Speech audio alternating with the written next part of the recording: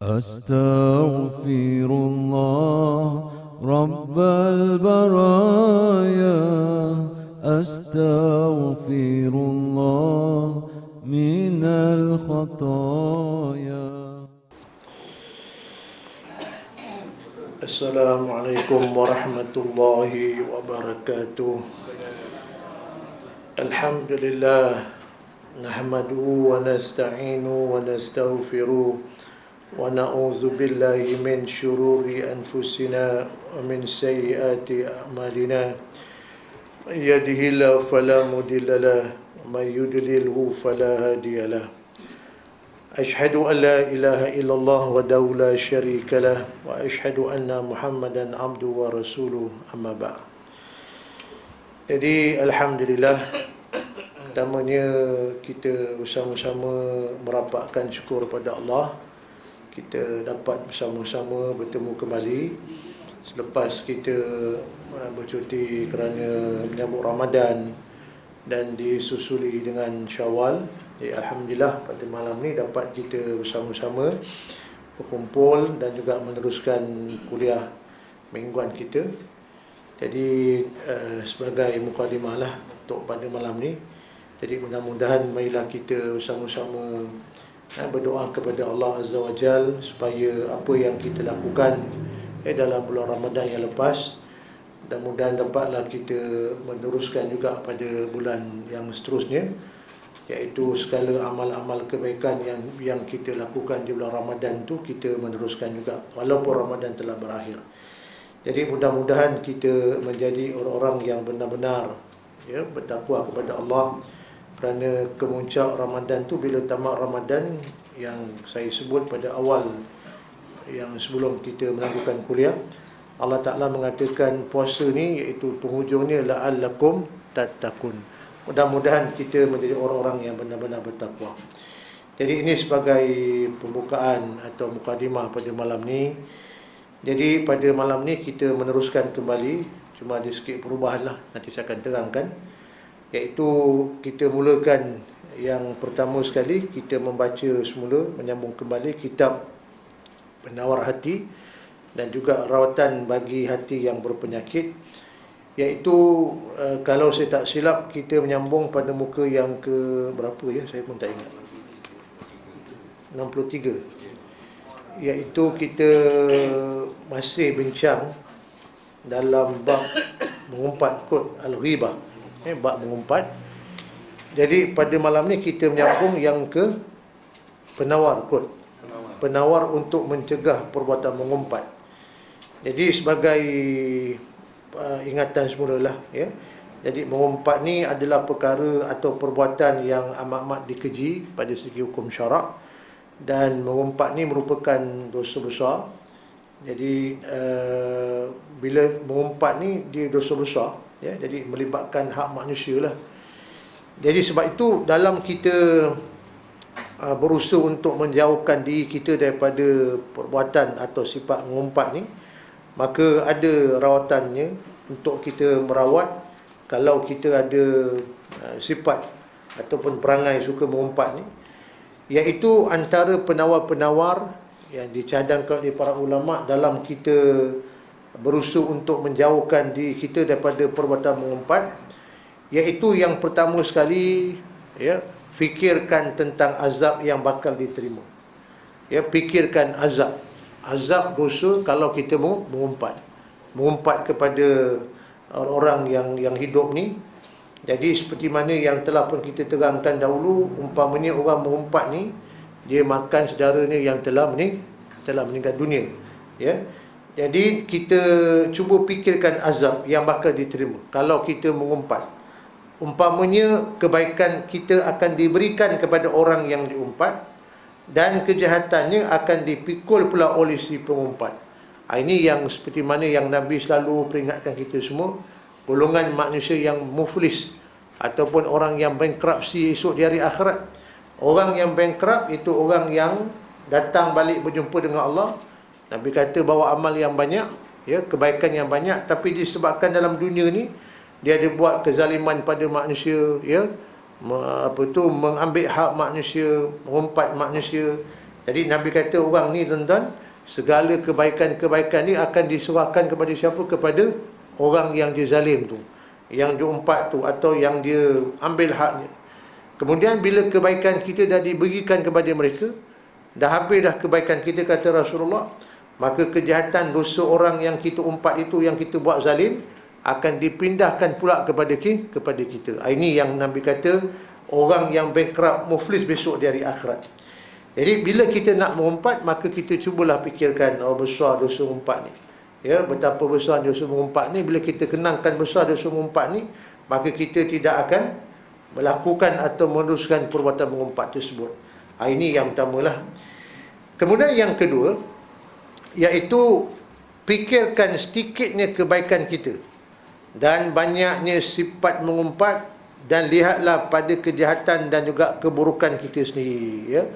Jadi untuk nak mengelakkan atau menghindar kita daripada melakukan perbuatan mengumpat, jadi cubalah kita fikirkan, kita renungkan, ya, betapa kebaikan kita tak banyak. Dan kita pun, kebaikan-kebaikan kita pun bukan banyak mana pun, ya. Kadang-kadang kita balik umur 15 tahun, kadang umur 40 baru nak semayang. Kadang-kadang balik 16 tahun, umur 50 baru nak mula buat baik. Jadi kebaikan tak banyak. Dahlah kebaikan tak banyak, ya. Lepas tu dosa kita pula banyak, ya, keburukan-keburukan kita banyak.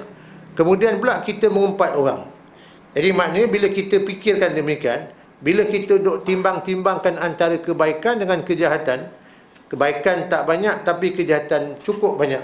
Sebab itulah kata Imam Al-Ghazali, dia memberi pesanan orang yang telah mencapai usia 40 tahun, maka dia kata kalau kita timbangkan antara kebaikan dengan keburukan, kejahatan, cuba kita timbangkan, Imam Al-Ghazali, bila umur kita masuk 40 tahun, kalau dah masuk umur 40, kebaikan tidak berapa banyak, tetapi kejahatan pula lebih banyak, dosa lagi banyak. Ini kata beliau seolah-olah bagaikan kita telah menempah untuk masuk ke dalam api neraka.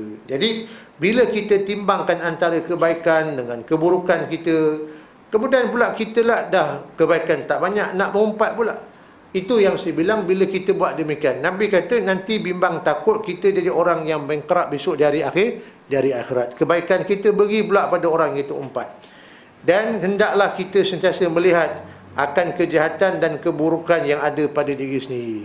Sebelum kita nak umpat orang, tuan-tuan, cubalah kita duk semak, muhasabah, renungkan diri kita. Kita pun nak kata orang gini-gini, kita pun sama juga.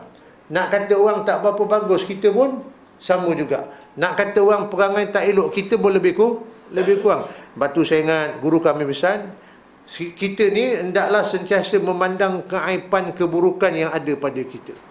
Orang lain kita pandang dia punya kebaikan. Kita ni, diri sendiri sentiasa memandang keburukan kita. Pandang keburukan kita, pandang kelemahan kita, pandang keaiban kita, pandang kejahatan kita, pandang dosa kita.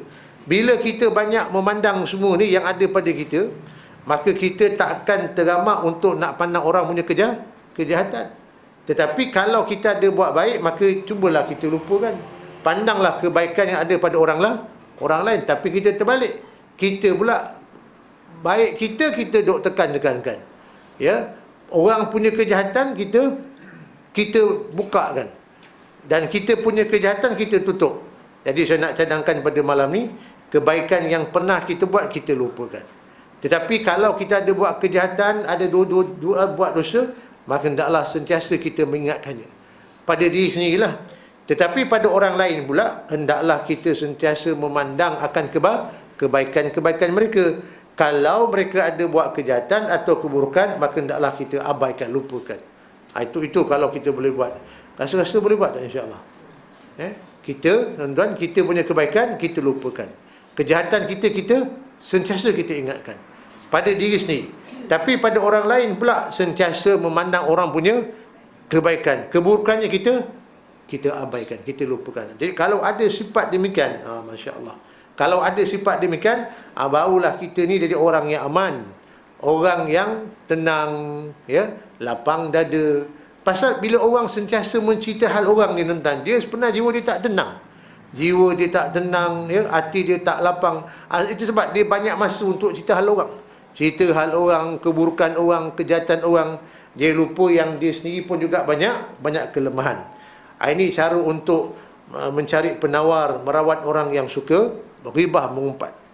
Yang ketiga, renungkanlah jikalau ada dosa yang kecil pada diri kita, maka dia lebih mudarat dengan dosa besar yang ada pada orang lain. Cubalah kita renungkan dosa kecil yang ada pada kita. Maka ini kata barang lebih mudarat dengan dosa besar yang ada pada orang lain. Jadi dosa ni kata ulama dia dua jenis tuan-tuan. Satu dosa kecil, dua dosa besar. Dosa kecil ni kalau kita semayang, datang ke masjid, ambil uduk, yang dosa kecil tu boleh terhapus, boleh terampun. Tetapi dosa besar, kalau manusia ni melakukan perbuatan dosa besar ni tidak akan terhapus dengan sekadar kita langkah ke masjid, ambil uduk. Dia dosa besar ni hendaklah kita buat dengan bertaubat nasuha. Azan tak akan buat lagi dah, terus tinggalkan, rasa menyesal, ya, dan banyak buat kebaikan kalau orang yang telah bertaubat nasuha. Jadi hendaklah kita sentiasa merenungkan, ya, merenungkan dosa kecil yang ada pada kita. Sebab kita bimbang tuan-tuan, ialah memanglah kita ni ada buat dosa kecil, betul tak? Tapi orang ada buat dosa besar. Walaupun kita tak terlibat dengan dosa besar, tapi kita buat dosa kecil, kita khawatir, kita bimbang. Itu kata para ulama, dosa yang kecil ni kalau kita meneruskan dengan melakukannya sampai bila-bila, kita khawatir bimbang yang dosa kecil itu juga boleh bertukar menjadi dosa besar, ya.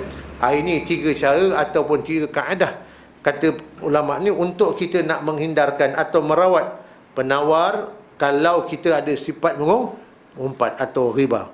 Dia mengumpat ni kadang-kadang tuan-tuan, dia rasa macam dia, kalau orang makan kan, orang sebagai contoh mudah faham, orang makan ni kalau tak ada garam, tak ada dia punya apa dia panggil tu, perkasa dia rasa macam tak berapa sedap, betul tak? Mesti ada dia punya perkasam tu.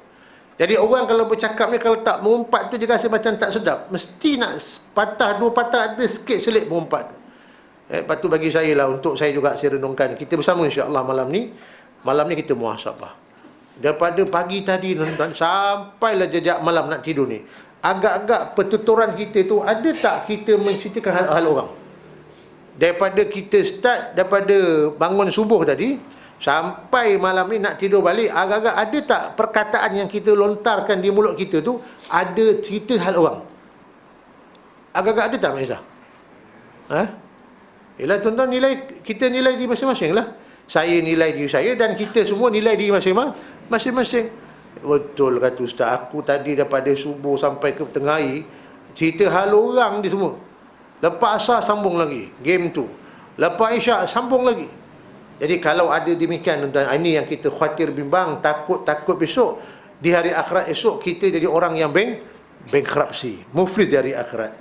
Jadi nak bincang panjang lagi, saya tangguh dulu insya-Allah, mudah-mudahan umur panjang kita akan menyambung, ya, pada minggu hadapan, iaitu yang bawah tu yang perlu kita ambil perhatian, sifat suka berbantah-bantah, ya. Wallahu alam. Bismillahirrahmanirrahim. Alhamdulillahirabbil alamin. Salatu wassalamu ala Rasulillah wa ala alihi wa ashabi ajmain. Allahumma inna na'udzubika min ilmin la yanfa wa min qalbin la yakhsha wa min nafsin la tashba wa min da'watin la yustajabu la. Walhamdulillahirabbil alamin. Taqabbalallahu minkum.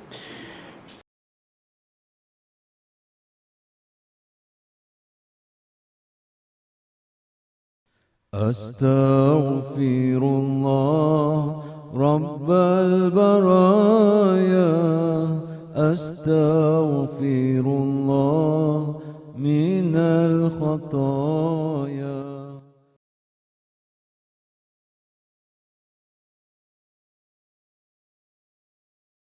Astaghfirullah Rabbal baraya, astaghfirullah minal khataya.